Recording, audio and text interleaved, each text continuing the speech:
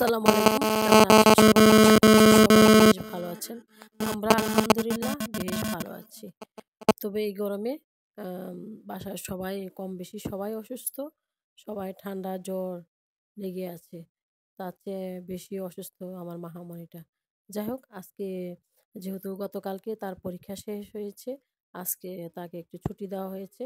এখন সে যেটা চাচ্ছে, যেটা খেলতে চাচ্ছে, যেটা খেতে চাচ্ছে তাই দিচ্ছি সে নিজে যাই হোক আজকে সে কাপ নুডলস নিজেই বানাবে।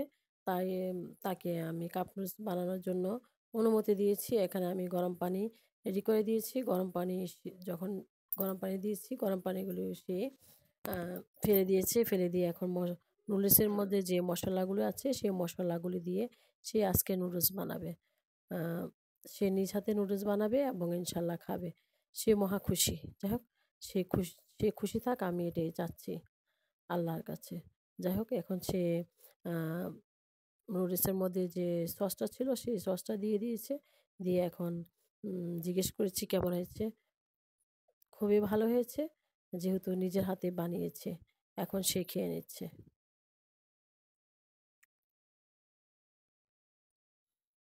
চোখে মুখে খুশি।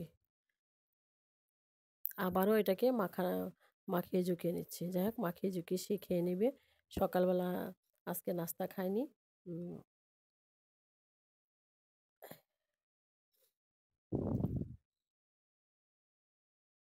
বিসমিল্লাহ পরে খেয়ে নিয়েছে।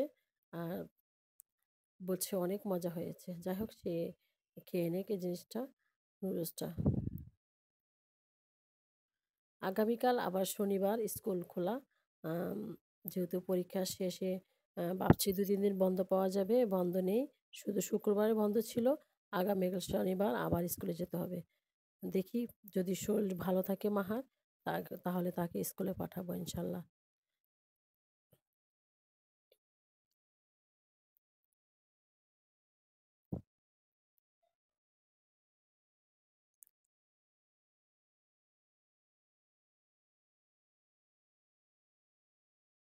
যাই হোক আমি দেখে তো বুঝতে পা বুঝ বুঝিয়েছি যে মাহা খাবারটা অনেক ভালো হয়েছে। আর এদিক দিয়ে দুপুরবেলা আমাদের খাবার-দাবার আয়োজন চলছে। এখানে শোল মাছ ভুনা করা হয়েছে। আম শোল মাছটা অনেক বড় ছিল। শোল মাছ ভুনা আর ডাল রান্না করা হয়েছে আজকে দুপুরে। ডাল আর হচ্ছে আ পুঁইশাক ভাজি। যাই হোক সবাই ভালো থাকুন, সুস্থ থাকুন। আল্লাহ হাফেজ। আসসালামু আলাইকুম।